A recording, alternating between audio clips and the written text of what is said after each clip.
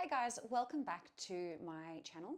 My name is Dr. Ashton Wilson. I am a hypermobility osteopath and I work with clients in person and online. And what I do is I empower my clients with tools and exercises to help build a more stable, strong body and put them back in the driver's seat.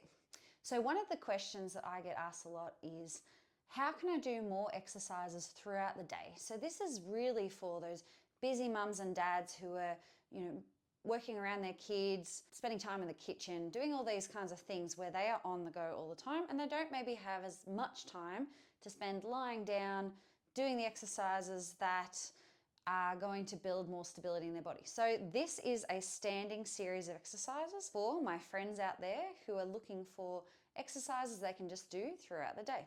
Let's go. So the first thing we're going to do is a calf raise. Now, one of the variations I typically give my clients is a calf raise where they are leaning against the wall so that they can't cheat, okay? If we are standing away from the wall, typically what we can do is thrust the hips forward and then we can end up cheating a little bit like that. So this is a really great exercise that you can do if you don't have a wall. Using something like a guide, like a kitchen bench, is also a good option. Just making sure that you keep your body against something to make sure that you're just using the calf and you're not cheating. So to do this one, we just line up against the wall or the bench. We're going to spread the toes out. We're going to press up through the big toe and we're going to go into calf raise. Okay, really easy one to do when you're just hanging out in the kitchen. I always say this is probably the easiest exercise you'll ever do. All right, the next exercises you can do is a simple squat. Now, for hypermobile people, squats are never a simple thing. So I usually encourage people to start with a wall sit, and that's where we have our back against the wall, the feet away from the wall, and we're sliding down the wall.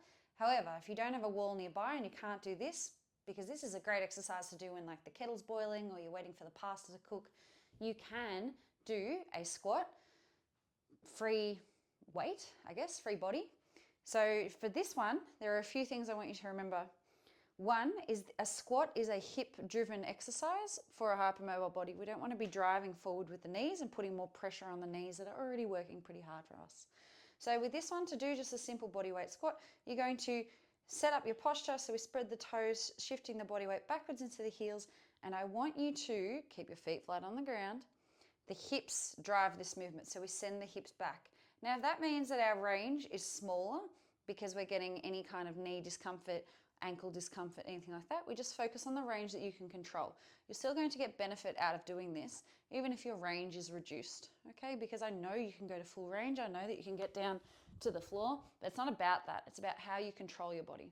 So we want to send back into a little squat. You can have your hands out, but always making sure that the hips drive this movement. So the hips go back, the knees track in a normal over the toes position. But again, if you do have painful knees, then we really want to be reducing the range on this one. Okay, from the front, what that looks like. Now you might get some noise in the knees. I don't know if you can hear my knees making some noise.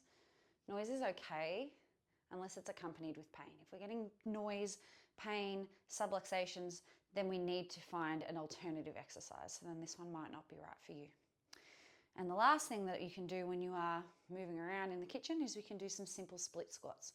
So to set up for the split squat, we're going to have one leg forward, one leg back. We're going to angle our body weight over our front leg. Okay, we're going to keep this shin relatively vertical and we're going to drop the knee, the back knee that is, towards the floor. This should be a posterior chain exercise in this position. And again, don't worry about how far you can go, just focus on the range that you feel comfortable in.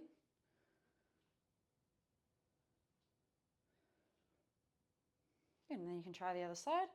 This is a little bit more of an advanced exercise. I usually give this to my clients once they have successfully been able to balance single leg.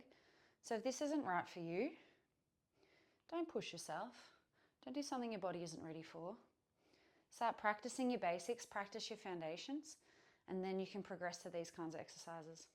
But these are a few things, just 3 things that you can do throughout the day when you're in the kitchen or running around the kids to help strengthen and stabilize your body. I hope you enjoyed that. If you like, please subscribe, hit like below. Let me know your comments. Let me know what you want to see more of, because I'm here to give as much to you and my clients as possible. So thanks.